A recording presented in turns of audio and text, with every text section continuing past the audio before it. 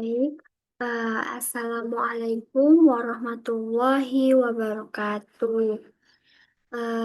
Perkenalkan, nama saya Yuni Rodear dengan NIM F1E325008 dari Prodi Informatika. Jadi pada video kali ini saya mau menjelaskan materi mata kuliah Statistika Dasar. Jadi saya mau jelasin 3 materi.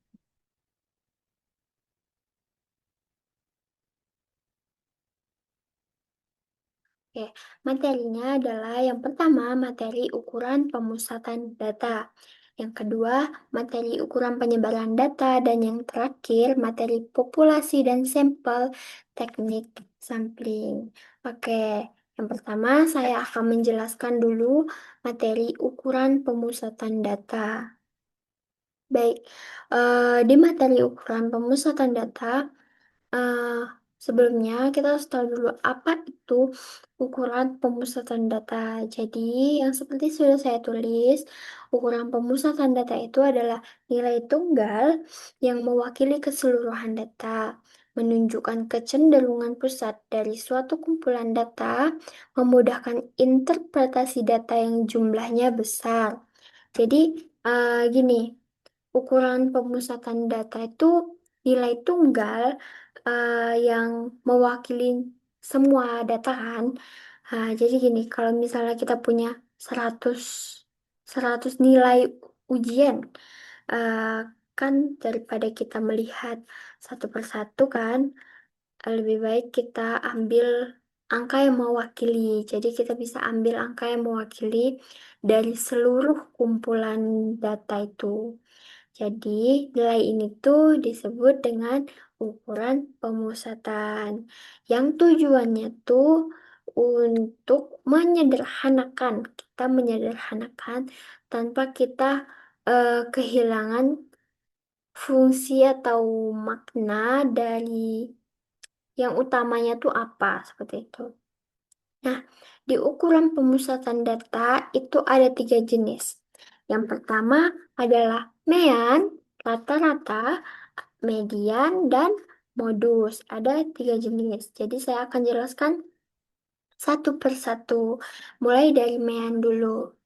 Oke, di sini ada mean data tunggal. Saya sudah kasih rumus dan juga contohnya. Jadi saya tinggal jelasin saja.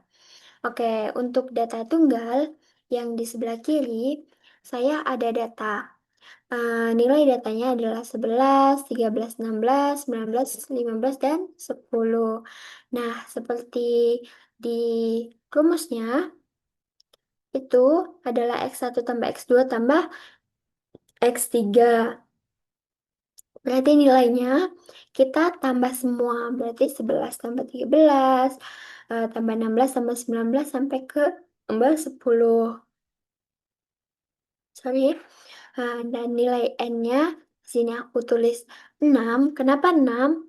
N itu adalah seluruh jumlah datanya ada berapa. Nah, ini jumlah data aku ada 6. 11 itu ke 1, 13 2. Berarti 1, 2, 3 sampai 6. Berarti kan jumlah datanya ada 6. Keseluruhan jumlahnya itu ada 6. 1, 2, 3, 4, 5, 6. Sampai 10 itu ada 6. Nah, jadi kita tambah dulu. 13, 11 tambah 13 itu berapa? Pokoknya 11 tambah 13 tambah 16 tambah 19 tambah 15 tambah 10 itu hasilnya berapa? Hasilnya adalah 84 per N.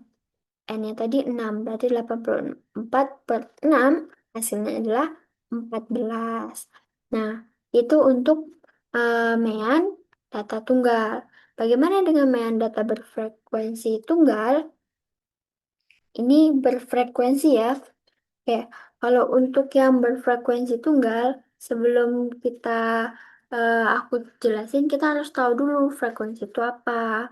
Jadi frekuensi itu adalah jumlah kemunculan. Ini untuk seterusnya juga nanti ya. Jadi frekuensi itu adalah jumlah kemunculan suatu nilai yang misalnya angka 11 itu munculnya berapa kali gitu kan. Misalnya muncul 10 kali, berarti frekuensinya adalah 10, seperti itu. Nah, untuk menghitung mean, eh, kita langsung jumlahkan nilainya. Kan ini datanya udah dirangkum ya. Jadi, kita tinggal kalikan dulu tiap dari frekuensinya nilainya itu berapa gitu. Itu kan ada 4. Nilai X-nya 4, frekuensinya 3. Itu kita kali 4 kali 3, 5 kali 7, 6 kali 12, 7 kali 11, 8 kali 7. Nah, 4 kali 3 kan 12, 5 kali 7, 35, begitu seterusnya. Nah, hasilnya kita jumlahkan 12 tambah 35 tambah 72 tambah 76 tambah 56. Ketemu hasilnya yaitu 252. Nah, F40 itu dari mana? F40 itu dari frekuensi. Kita tambahin 3 tambah 7 tambah 12 tambah 11 terus tambah 7. Nah, jadi hasilnya adalah 252 kita bagi. Nah, kita bagi dengan N, nilai N-nya adalah 40, jadi 252 dibagi 40, hasilnya adalah 6,3. Seperti itu mencari mean data berfrekuensi tunggal. Oke, gimana kalau misalnya mean datanya berkelompok? Nah, di sini aku juga udah rangkumin, sama seperti sebelumnya. Sudah ada rumusnya juga. Nah, jadi tuh kan kita aku sajikan gitu. Aku sajikan dalam bentuk interval ya. Nah, misalnya kita mencari tinggi ya. Tinggi rata-rata di kelas ini berapa? Mulai dari 140 sampai 144, frekuensinya ada 2. Sampai ke 170 sampai 174, frekuensinya ada 3. Nah, kan kita nih nggak tahu ya eh, nilai pasti tiap siswanya itu berapa.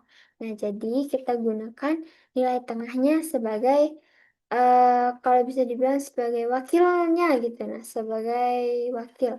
Ya, jadi nilai tengahnya 140 itu, 140 sampai 144 itu kita jumlahkan. 140 ditambah 144 itu hasilnya adalah 284 ya. Kita bagi 2. Nah, setelah dibagi hasilnya adalah 142. 142 ini sudah aku tulis nilai tengah X sama dengan 142 ya. 142 itu kita kalikan dengan F. Jadi, eh, aku tulis di sini F kali X itu artinya kan tinggi badannya X ya. Berarti kan eh, 142 kita kalikan 2. Hasilnya adalah 284. Begitu juga seterusnya. 145 tambah 149 kita tambahkan. Lalu kita bagi 2.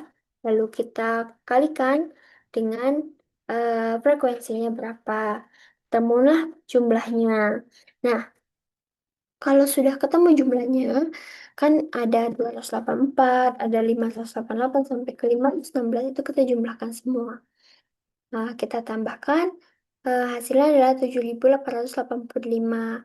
Kita bagi dengan 50. 50 itu hasil dari frekuensinya. Kita jumlahkan juga seperti yang sebelumnya. Jadi 7.885 kita bagi 50 hasilnya adalah 157,7 cm. Nah, jadi rata-rata tinggi badan siswanya tuh adalah 157,7. Begitu kalau mencari dari pemusatan data, mean data berkelompok.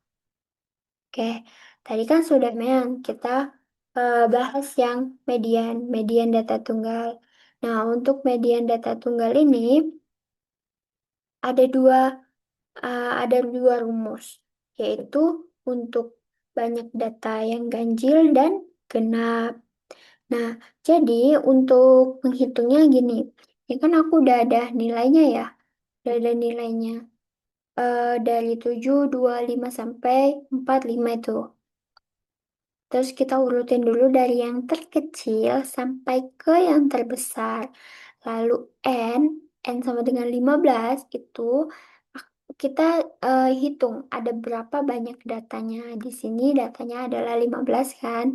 Jadi kita N-nya adalah 15. 15 adalah ganjil. Jadi kita pakai rumus yang ganjil, yaitu median sama dengan data ke setengah N tambah 1, seperti itu. Nah, datanya kan N-nya kan 15 ya, jadi 15 ditambah 1 sama dengan 6 dibagi eh, per 2, yaitu setengah. Jadi 16 dibagi 2 kan 8.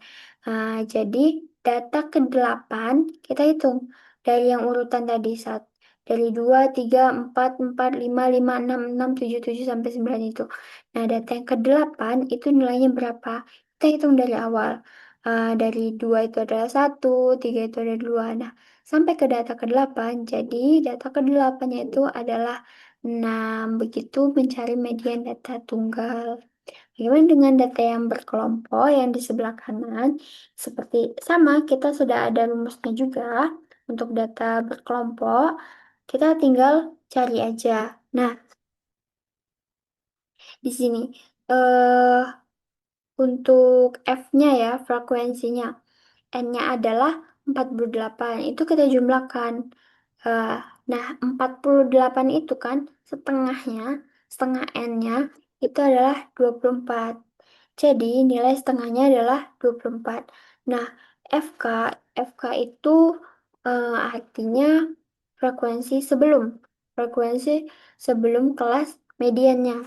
Nah, kan 4 ya, kita tambah dulu frekuensinya. 4 tambah 8 kan 12 ya.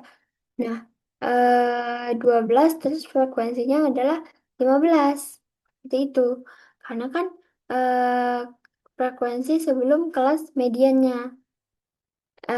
Kelas mediannya kan 15. Sebelumnya adalah 12 dari 4 tambah 8. Seperti itu. Kalau sesudahnya berarti kan 10. Oke, tapi kita tidak memakai itu. Kita sesuai rumus. Dan F-nya, frekuensinya adalah kelas mediannya adalah 15. Nah, TB itu adalah eh, tepi bawah kelas. Nah, tepi bawah kelas dari kelas median yang 15 itu dan frekuensinya adalah 55 kan.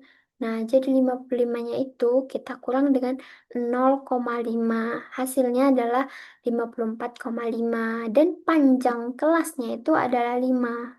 Seperti itu. Menghitung panjang kelas dari 45 sampai 49 itu adalah 5. Kita masukin ke rumus median sama dengan TB. Kita masukin aja TB-nya kan udah ketemu ya tadi. Adalah 54 kan, 54,5. Kita tambahkan dengan setengahnya tadi berapa? Setengahnya tadi kan adalah 24. 24 dikurang 12. 12 dari mana? Dari FK. Dari FK-nya tadi. Terus frekuensinya berapa? Per. Frekuensinya adalah 15. Jadi 24 kurang 12 itu adalah 12 ya. 12 per 15 dikali 5. Hasilnya adalah 4. Lalu kita jumlahkan dengan mediannya. Nah, jadi 54,5 tambah 4 tambah 4 hasil dari 24 ini tadi sesuai rumusnya yang ini adalah 58,5. Begitu cara mencari median data berkelompok. Oke, sekarang kita lanjut ke modus. Modus data tunggal. Oke, gimana caranya mencari modus data tunggal itu gampang. Modus itu adalah nilai yang paling sering muncul. Di sini aku udah ada datanya 8, 7, 6, 5, 4, 3, 2, dan seterusnya. Kita tinggal masukin aja. Di dalam data itu ada angka berapa aja sih gitu. Nah, kita masukin aja angka 5, 8, 7, 6, 5, 4, 3 gitu kan. Kita tinggal lihat angka 5 itu muncul berapa kali, kita tulis 6 kali, begitu juga 8 berapa kali, 3 kali, begitu sampai 3. Angka 3 gitu misalnya, berapa kali munculnya 2 kali. Jadi kan modus tadi mencari nilai yang paling sering muncul, jadi modusnya adalah 5, karena 5 muncul paling banyak, yaitu 6 kali daripada yang lainnya. Nah, bagaimana dengan data yang berkelompok? Aku agak zoom di sini.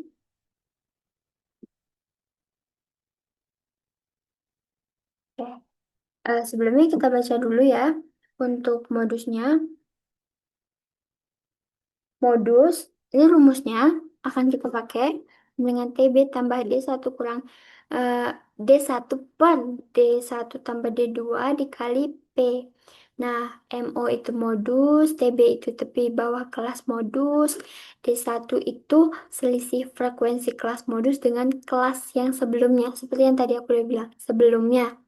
Nah, di sini penggunaannya adalah D1 dan D2, beda dengan yang tadi. Nah, yang D1-nya ini sebelumnya, yang D2 itu sesudahnya. P itu panjang kelasnya. Oke, di sini kan udah ada intervalnya ya. Udah ada intervalnya. Nah, kita cari TB-nya. Kan seperti yang udah aku jelasin tadi, dan di sini kan udah ketemu nih. Udah ketemu TB-nya berapa. TB-nya adalah kan dari kelas modusnya tadi 14 ya. Berarti kan TB-nya 60. 60 kita kurang dengan seperti yang tadi 0,5. Sama dengan 59,5. Oke. Untuk D1, kan D1 tadi apa? D1 itu sebelum, D2 itu sesudah. Nah, kan 14 ya, kita udah ketemu frekuensinya 14. Sebelum 14 itu berapa? Sebelum 14 itu adalah 12. Jadi 14 dikurang 12 sama dengan 2. D2 tadi adalah sesudah. Nih, D2 itu sesudah. Nah, sesudah 14 berapa? 7. Nah, 7 berarti 14 kurang 7 sama dengan 7. Panjang kelasnya 5. 50 ke 54 itu panjang kelasnya adalah 5. Seperti itu seterusnya. Kita masukin ke dalam rumus. Nah, TB-nya kan udah ketemu ya 59,5. Kita masukin. Baru kita tambah D1-nya tadi berapa? D1-nya adalah 2. Dari 14 kurang 12 adalah 2. Nah, D1 tambah D2 berarti 2 ditambah 7 ya. 7 hasil dari D2. Nah, berarti 2 tambah 7 adalah 9. 2 per 9 kita kali dengan 5. Hasilnya adalah 1,11. Kita tambah dengan TB-nya tadi. Jadi 59,5 tambah 1,11 kurang lebih itu 60,61. Gitu cara mencari modus data berkelompok. Oke, kita lanjut ke ukuran penyebaran data. Apa sih ukuran penyebaran data itu? Seperti yang udah aku tuliskan, jadi ukuran penyebaran data itu adalah mengukur seberapa jauh data tersebar dari nilai pusat. Nilai pusatnya tadi ada kan pemusatannya. Pemusatannya tadi ada median, ada mean, median, dan modus. Nah, jika datanya hampir sama gitu kan, berarti penyebarannya kecil. Kalau beragam itu penyebarannya besar. Terus dia melengkapi ukuran pemusatan agar analisisnya lebih akurat. Jadi seperti ini.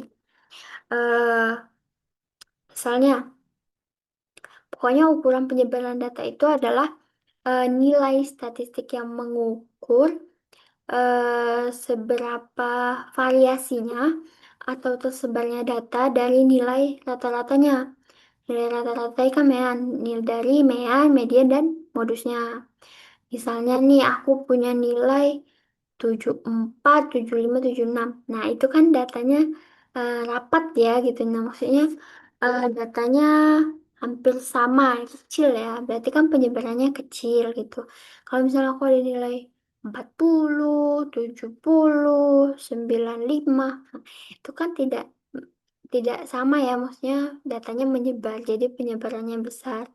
Jadi ukuran penyebaran ini tuh ngasih tahu kita datanya tuh konsisten atau tidak seperti itu. Nah, untuk eh, penyebaran data ini tuh penting. Kenapa aku bilang penting? Karena tuh yang pertama dia menilai kestabilan, terus dia melengkapi rata-rata, terus mendeteksi outlier gitu kayak nilai kelompok gitu. Nah, berapa nilai yang jauh dari kelompok itu berapa gitu. Nah, terus tuh ada yang keempat ini penting karena bisa dipakai juga kayak yang pemusatan tadi juga bisa dipakai. Contohnya kayak ini bisa dipakai di pendidikan, di kesehatan, di bisnis, sampai di medsos kayak sekarang ini juga bisa dipakai. Oke, jadi di ukuran penyebaran data itu terbagi jadi empat, teman-teman. Eh, ada empat jenis. Pertama jangkauan atau rank, yang kedua simpangan rata-rata, lalu simpangan baku, dan yang terakhir adalah varian. Oke, aku akan jelasin langsung yang eh, jangkauan atau rank.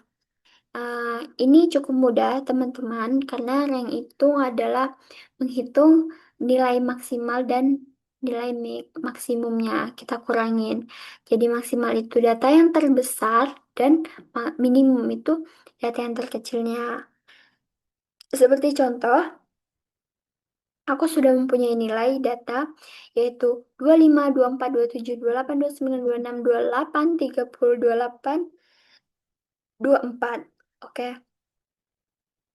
Jadi, dari keseluruhan data, kita cari nilai yang terbesarnya itu berapa. Nilai yang terbesarnya itu kan 30 ya. Berarti kan kita tulis 30 dan yang kita cari lagi nilai yang paling kecilnya. Yang paling kecil adalah 24. Jadi 30 kita masukin rumusnya. R yaitu rank dikurang X max dikurang X max dikurang X min. Jadi 30 dikurang 24. Jadi jangkauan atau ranknya adalah 6 seperti itu. Oke, kita cari simpangan rata-rata. Jadi di simpangan rata-rata itu kita mengukur jarak tiap data ke rata-ratanya. Misalnya nih, eh, pokoknya kita cari dulu nilai rata-ratanya. Pokoknya di sini tuh kita mengukur jarak jarak tiap data ke rata-ratanya. Pokoknya kita nggak usah peduliin dulu. Pokoknya ini pakai nilai mutlak ya. Pakai nilai mutlak. Oke, jadi kan kita hitung dulu meannya. Rata-ratanya berapa nih? Kan ada 11 ya. 11, 13, 16, 19, 15, 10. Seperti itu kan. Dan meannya itu akan adalah 14. Jadi kan sesuai rumus simpangan rata-rata sigma eh, XI kurang X bar per N. Nah, berarti kan XI kurang X bar. Nah, meannya tadi kan sama dengan 14 ya X barnya. Jadi kan datanya 11, 13. Jadi 11 dikurang 14, 13 kurang 14, 16 kurang 14. Nah, kenapa di sini 3, teman-teman? Bukan min 3, 11 kurang 14 kan itu min 3 ya. Karena kita mengambil nilai mutlak, seperti yang sudah saya bilang tadi, kita mengambil nilai mutlak. Jadi min 3 itu kita ambil 3-nya. Seperti itu. Kita masukin ke rumus, kita jumlahkan semuanya gitu. Hasilnya itu kayak yang 3, terus 1, 2 sampai ke 4 itu kita jumlahkan semua. Ada 16 dan N-nya adalah 6. Jumlah datanya tadi kan adalah 6 ya, berarti N-nya adalah 6. Nah, kita masukin ke rumusnya simpangan rata-rata ya. Eh, N-nya kan 6, jadi 16 dibagi 6 sama dengan 2,67. Jadi nilai rata-ratanya, simpangan rata-ratanya itu adalah 2,67. Begitu lebih baik kayak ini nih lebih baik dari rank karena kita bisa mempertimbangkan semua data. Tapi dia memiliki fungsi masing-masing, teman-teman. Oke, selanjutnya, oke, simpangan baku. Oke, di simpangan baku, oke, sebelum aku masuk ke simpangan baku, aku mau ngasih tahu kalau yang rank tadi itu kan, rank itu gimana ya, ukuran yang paling, kita mencari ukuran yang paling sederhana seperti itu, teman-teman. Jadi kayak ukuran penyebaran datanya tuh menunjukkan selisih antara nilai terbesar dan terkecil gitu. Nah, seperti itu rank. Nah, kalau yang simpangan ini kan dia mengukur, maaf sorry, mengukur rata-rata jaraknya ya, mengukur rata-rata jaraknya seperti itu. Kalau yang rank tadi kan penyebarannya menunjukkan kayak selisih terbesar dan terkecilnya gitu. Oke, untuk simpangan baku. Simpangan baku itu ukuran ukuran penyebaran yang paling akurat dan paling sering dipakai dalam statistika, teman-teman. Oke, kenapa? Kenapa paling sering dipakai gitu? Karena tuh dia mengkuadratkan selisih sebelum dirata-rata gitu kan, dirata-ratakan. Ini tuh gimana ya, kita salah satu mencegah mencegah selisih selisih positif dan negatifnya gitu ya, yang pokoknya mencegah selisih positif dan negatif gitu, yang saling saling mentiadakan gimana ya, pokoknya saling meniadakan gitu loh, pokoknya sekaligus memberi bobot memberi bobot lebih pada nilai yang jauh dari rata-ratanya gitu. Nah, langkah-langkahnya itu eh meannya tuh adalah 14 ya.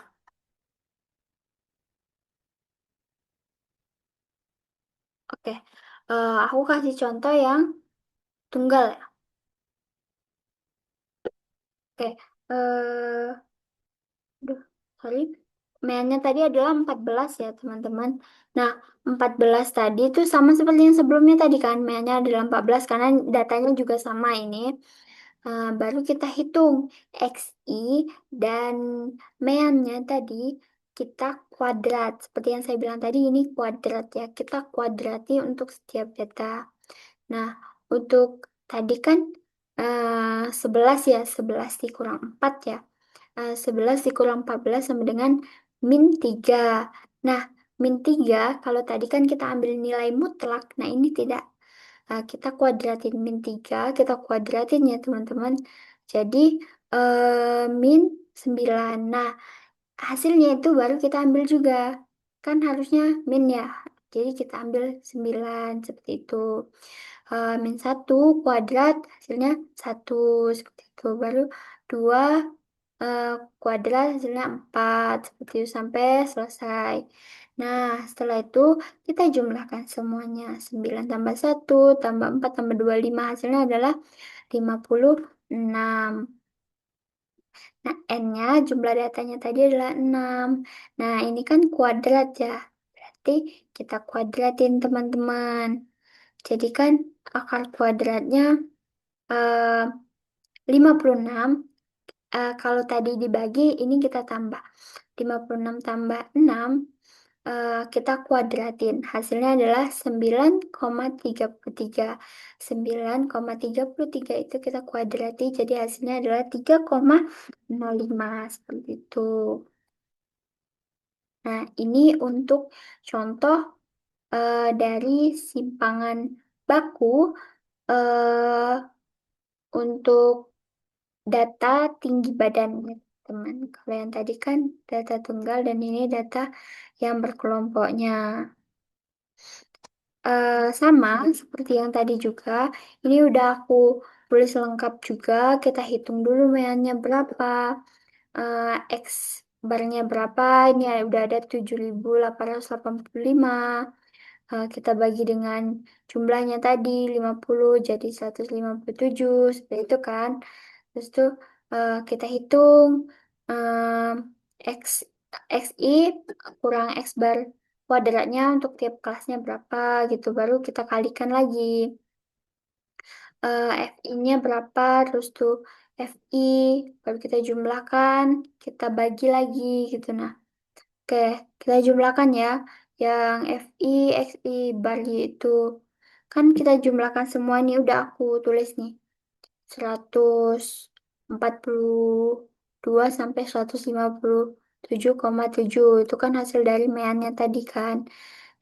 Kan XI-nya 142, X bar-nya tadi kan udah berubah jadi 157,7 seperti itu teman-teman. Nah hasilnya yang kita kuadratin tadi, kita jumlahkan.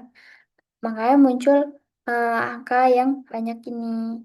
Nah, angka banyak ini nanti kita bagi 50 dari frekuensinya, jumlahnya ini tadi. Kita bagi 50, hasilnya adalah 51,01. Nah, dari akar kuadratnya, kita cari akar kuadrat 51,01 itu akarnya berapa? Akarnya adalah 7,14. Jadi, simpangan bakunya adalah 7,14. Seperti itu, teman-teman. Nah, untuk varians, varians itu adalah ukuran penyebaran data yang menunjukkan rata-rata kuadrat selisih tiap data terhadap mean atau mean atau rata-ratanya. Jadi, di varians itu mengukur seberapa jauh data menyebar dan dihitung dengan kuadrat seperti itu. Yang hasilnya tuh ya, seperti di kuadrat misalnya cm kuadrat, kilogram kuadrat, dan lain-lain gitu. Nah, untuk mencari varians itu adalah dari simpangan baku. Dari simpang bakunya berapa gitu. Nah, jadi tadi kan dari perhitungan tadi simpangan bakunya adalah 3,05. Jadi varians dari kita kuadratik tadi ya, teman-teman. 3,05 kita kuadratin jadi hasilnya adalah 9,33. Tapi di variance itu biasanya jarang dipakai langsung karena satuan kuadratnya. Kayak pokoknya variance-nya jarang lah dipakai ya karena satuan itu. Jadi kayak misalnya datanya tuh dalam bentuk CM. Jadi variansnya yang seperti saya bilang tadi ya dikuadratin. Tapi di varians ini juga penting karena dalam perhitungan statistik biasanya tuh lanjutan seperti regresi, regresi, ANOVA, dan uji hipotesis biasanya. Jadi pokoknya semua punya fungsi masing-masing, teman-teman. Ya, oke. Kita masuk ke populasi dan sampel. Oke, populasi dan sampel itu tuh kalau populasi itu berarti seluruh objek ya teman-teman. Atau individu yang eh, memiliki karakteristik tertentu. Berarti kayak menjadi fokus penelitian. Menjadi fokus dari suatu penelitian yang bisa berupa orang, benda kejadian atau fenomena seperti itu. Contohnya kayak semua mahasiswa informatika Universitas Jambi. Seluruh transaksi e-commerce di Indonesia tahun 2024. Semua pengguna aplikasi Gojek di Sumatera seperti itu. Em, Contohnya kayak misalnya nih, saya meneliti penggunaan aplikasi e-learning di kampus. Webnya ya, webnya. Maka populasinya adalah semua mahasiswa yang aktif di kampus tersebut. Begitu juga dengan dosen. Misalnya kita ambil mahasiswanya. Terus jika meneliti transaksi uh, GoPay atau apa selama selama bulan apa gitu misalnya dan populasinya eh bukan selama bulan apa kayak hari apa atau misalnya Ramadan deh Ramadan selama Ramadan terus jadi populasinya ya semua transaksi GoPay tadi tuh di Indonesia pada bulan itu pokoknya gitu populasinya. Jadi intinya kalau populasi semua yang ingin kita ketahui lah gitu. Nah, bagaimana dengan sampel? Kalau sampel itu sebagian dari populasi yang diambil secara representatif digunakan untuk mewakili seluruh populasi dalam penelitian. Ternyata teman-teman semua, eh, untuk sampel tuh kayak meneliti seluruh populasi yang sering atau tidak mungkin gitu. Nah, terlalu besar, terlalu mahal, atau tidak praktis gitu-gitu. Jadi kayak maka kalau misalnya kita ambil sampel sebagian kecil dari populasinya yang dipilih secara representatif. eh, Pokoknya yang penting sampelnya harus memiliki populasi dulu. Jadi artinya tuh karakteristik dari sampel ini nih, misalnya usia, jenis, kelamin gitu, kebiasaan dan lain-lain. Jadi kayak harus mirip dengan populasi gitu. Kayak hampir seluruh penelitian hanya dilakukan terhadap sampel gitu, bukan seluruh populasi. Namun ya, hasilnya diberlakukan untuk seluruh populasi. Jadi kayak kualitas sampel tuh eh, kualitas kesimpulan penelitian seperti itu, teman-teman. Oke, eh, bagaimana dengan teknik sampling? Teknik sampling ada dua, ada probability sampling, yaitu setiap anggota populasinya punya peluang sama untuk terpilih. Yang kedua adalah non-probability sampling. Itu tidak semua anggota punya peluang yang sama, pemilihan berdasarkan kriteria tertentu. Ada simple random sampling juga. Oke, jadi tuh gini, hmm, kalau misalnya yang probability sampling, itu kan setiap populasinya punya peluang yang sama ya untuk terpilih gitu. Jadi ini menghasilkan data yang objektif dan tidak bisa digenerasi ke populasi seperti itu. Lalu kalau yang non probability sampling kan tidak semuanya ya punya peluang yang sama. Jadi kayak pemilihannya itu berdasarkan kriteria tertentu. Ini cocok untuk penelitian kayak eksploratif atau kualitatif gitu-gitu. Tapi tuh nggak bisa semua digeneralisasikan secara statistik tuh nggak bisa gitu. Nah, bagaimana dengan simple random sampling? Kalau ini tuh kayak teknik kalau simple random sampling itu kayak teknik yang paling adil gitu. Nah, dalam probability sampling itu kayak setiap orang tuh punya peluang yang sama. Pokoknya kayak undian gitu. Jadi kayak gini, makanya di sini aku udah kasih contoh. Aku kasih contoh misalnya populasinya kan adalah 20 ya. Terus sampelnya tuh 200, populasinya ada 200 siswa, sorry. Nah, sampelnya adalah 20 siswa. Nah, jadi kayak kita bikin dulu. Kalau undian tuh kayak kita buat daftar nama ya kan, daftar nama. Terus tuh kayak kita bisa undian, kayak kita kocok namanya, biar keluar. Gitu. Bisa pakai tabel angka acak atau pakai Excel gitu.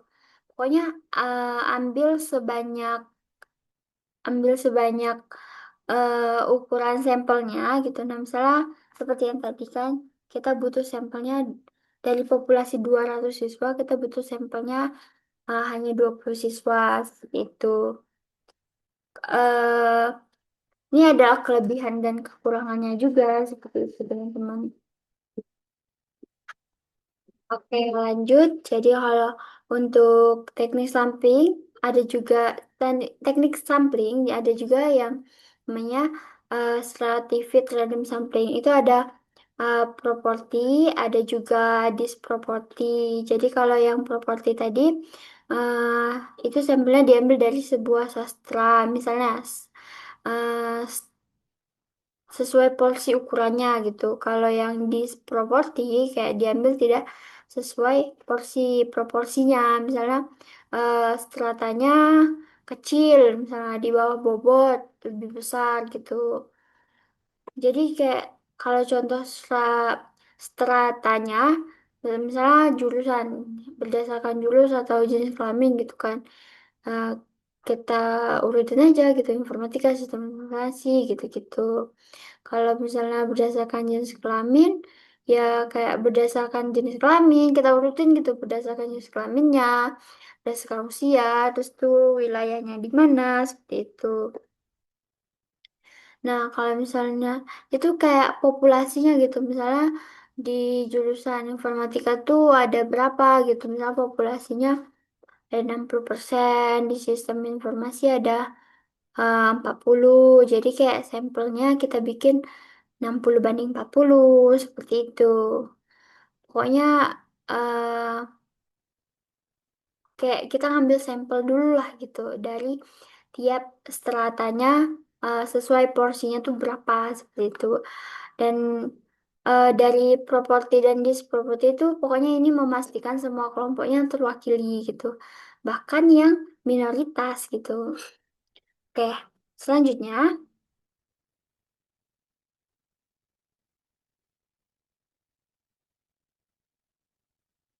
Nah, oke.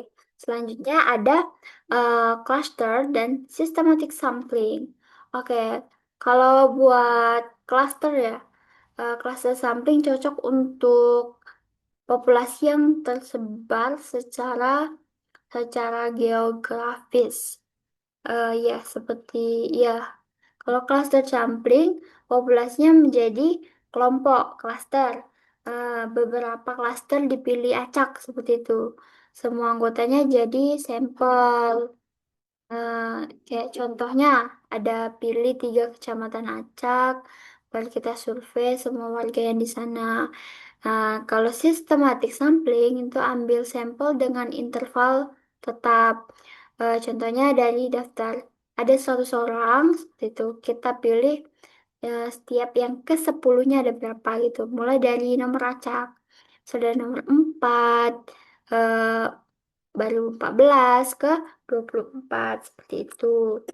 Jadi langkah-langkahnya tuh kita bagi populasinya. Kalau untuk yang klaster ya, klaster sampling, kita bagi populasinya jadi klaster kayak, pokoknya kita bagi aja. Misalnya kecamatan, sekolah, atau server itu kan berarti per kelompok ya. Terus tuh kita kayak pilih beberapa klasternya secara acak. Sebuah anggotanya tuh semua, sorry, semua anggota di klasternya itu kita pilih jadi sampel seperti itu. eh Pokoknya misalnya contohnya eh, survei penggunaan internet seperti itu ya teman-teman. Survei penggunaan internet di Jambi gitu. Nah, lalu kita pilih beberapa kabupaten yang acak gitu. Baru kita survei semua warga-warga yang di sana. Nah, kalau yang sistematik sampling itu lebih mudah dan cepat. Kayak kita susun, pertama kita susun populasi dan populasi dalam daftarnya. Kita misalnya pilih mahasiswa dari 1 sampai 1000 gitu. Pokoknya kita tentukan intervalnya misalnya ya setiap ke yang ke 20 lah gitu. Kita pilih acak juga seperti yang tadi. Kita pilih acak seperti yang saya bilang tadi. Misalnya 100 orang tadi kan yang ke 10 gitu. Nah, misalnya kalau yang ke 1000 kita bisa pilih ke yang ke 20. Pokoknya kita pilih acak aja berdasarkan nomornya gitu. Misalnya eh kalau yang ke 20 misalnya kita mulai dari nomor 7, 7 ke 20 berarti kan 7, 27, 47, 69. Kita ambil aja nomor 7, nomor 27 gitu maksud saya. Jadi kayak ini nih kalau yang systematic sampling tuh kayak pokoknya ini nih dua-duanya lah ya cocok untuk populasi yang besar dan terurut. Jadi kayak kita bagi kelompoknya, kita klaster kan, kita bagi kelompok, terus tuh kita pilih sampelnya, itu eh, kita bisa pakai cara sistematik gitu. Nah, pokoknya bisa kita susun aja gitu, kita ambil intervalnya mulai dari nomor keberapa gitu-gitu. Oke. Oke, lanjut. Ada yang namanya, seperti tadi kan ada dua, jadi saya kasih contoh yang non-probability sampling. Seperti itu, dia ada jenis-jenisnya. Ada kuota sampling, itu penuhi kuota per kelompoknya, gitu-gitu. Baru kita ambil siapa saja yang kebetulan kita temui, gitu-gitu. Pokoknya kita bisa pilih berdasarkan kriterianya, gitu-gitu. Seperti Terus tuh kita seluruhnya populasi kita jadikan sampel gitu-gitu. Kayak sampel awalnya kita merekomendasikan siapa gitu misalnya teman kita gitu. Kayak jenis-jenisnya sampai ke snowball. Oke. Misalnya nih kuotanya ada 50 pria, ada 50 wanita. Berarti kan kita ambil kuotanya eh, sampai terpenuhi ya kan itu kuota sampling gitu. Nah, terus yang wawancara, kita wawancara tuh ambil siapa aja yang kebetulan temui, kita wawancarai, kita pengunjung mall, misalnya seperti itu teman-teman. Terus kayak kita wawancara developer berpengalaman gitu, nah yang kayak lebih dari 5 tahun pengalamannya gitu-gitu, itu kayak eh, kita pilih berdasarkan kriterianya gitu. Terus kayak eh populasi misal dosen, 25 dosen, semuanya dijadikan sampel. Baru kayak kita minta satu teman kita buat jadi responder, merekomendasikan dua temannya gitu. Terus berlanjut seperti itu, teman-teman. Oke. Nah, cara menentukan ukuran sampelnya, dia ada rumusnya ya kan, ada rumus umumnya. Namanya rumus solving untuk populasi yang tidak diketahui gitu. Terus yang kedua ada rumus Cochrane untuk populasi besar atau tidak diketahui. Lebih akurat mempertimbangkan varians dan tingkat kepercayaan, teman-teman.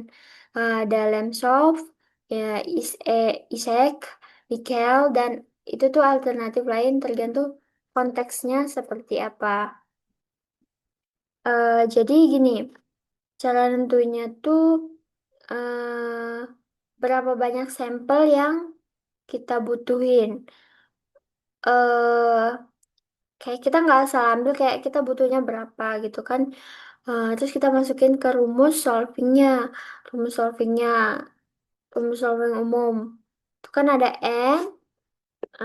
N sama dengan 1 ditambah eh NE2 N ya kan. Nah, kalau N besar itu namanya ukuran populasi.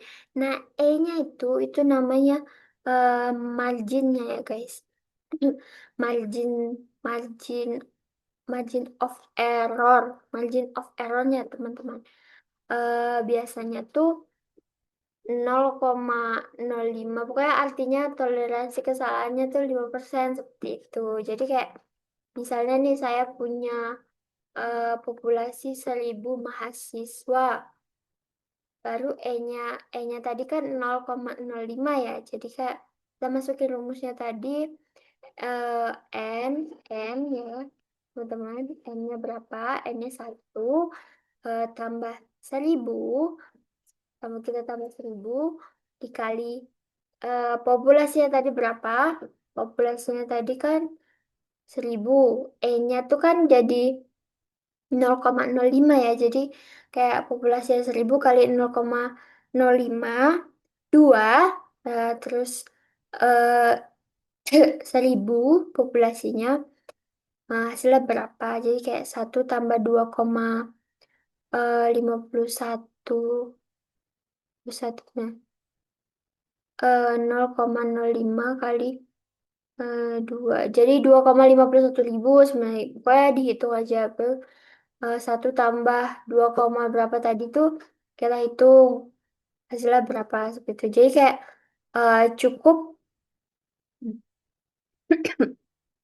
kali cukup buat 286 responder untuk mewakili 1.000 orang. Kayak misalnya hasilnya tadi tuh 200-an ya, 286, 287. Saya lupa, saya lupa menuliskan juga di sini. Seingat saya yang saya cari segitu. Pokoknya dari populasi 1.000 mahasiswa kita masukkan aja ke rumus yang tadi itu. Jadi kayak misalnya ada 200-an responden untuk mewakili 1.000 orang dengan eh, tingkat kepercayaannya, kepercayaan,